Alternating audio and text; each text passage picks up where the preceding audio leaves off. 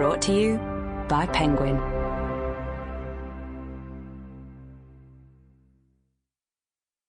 The Truths We Hold by Kamala Harris.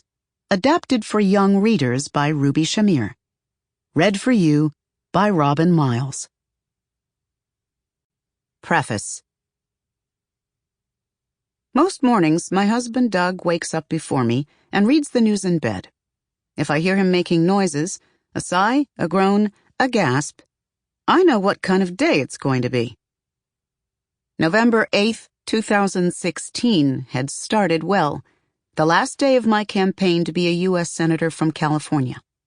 I spent the day meeting as many more voters as I could, and of course, voting with Doug at a neighborhood school up the street from our house. We were feeling pretty good. We had rented a huge place for my election night party with a balloon drop waiting to go. But first I was going out for dinner with family and close friends, a tradition dating back to my first campaign nearly a decade and a half earlier. People had flown in from all across the country, even overseas, to be with us.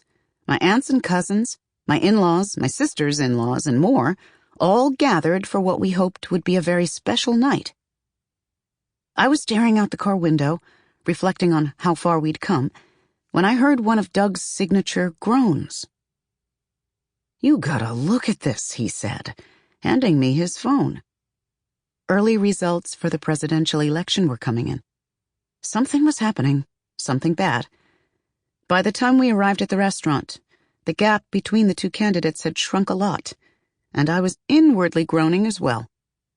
I was starting to worry that it was going to be a long, dark night while we waited to find out who was going to be our next president. We settled in for a meal in a small room off the main restaurant. Emotions were running high, but not for the reasons we had thought they would be. On the one hand, while polls hadn't yet closed in California, we were optimistic that I was going to win. Yet even as we prepared for that hard-earned celebration, all eyes were on our screens as state after state came back with numbers that told a troubling story for the race for president. At a certain point, my 9-year-old godson Alexander came up to me with big tears welling in his eyes. I assumed one of the other kids in our group had been teasing him about something. "Come here, little man. What's wrong?" Alexander looked up and locked eyes with me. His voice was trembling. "Auntie Kamala, that man can't win. He's not going to win, is he?" Alexander's worry broke my heart. I didn't want anyone making a child feel that way. 8 years earlier, many of us had cried tears of joy when Barack Obama was elected president, and now to see Alexander's fear. His father, Reggie, and I took him outside to try to console him. "Alexander, you know how sometimes superheroes are facing a big challenge because a villain is coming for them? What do they do when that happens?" "They fight back," he whimpered. "That's right. And they fight back with emotion, because all the best superheroes have big emotions just like you. But they always fight back, right? So that's what we're going to do." Shortly after, we learned I had won my race. We were still at the restaurant.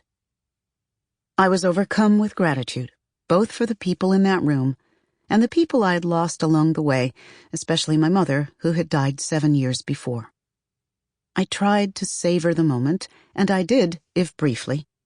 But like everyone else, I soon turned my eyes back to the television. After dinner, we headed to our election night party, where more than 1,000 people had gathered to celebrate. I was no longer a candidate for office. I was a U.S. Senator-elect, the first black woman from my state, and the second in the nation's history to earn that job. I had been elected to represent more than 39 million people, roughly 1 out of every 8 Americans from all backgrounds. It was, and is, a humbling and extraordinary honor. My team clapped and cheered as I joined them in the small room behind the stage. It all still felt overwhelming. My staff formed a circle around me as I thanked them for everything they'd done. Sample complete. Ready to continue?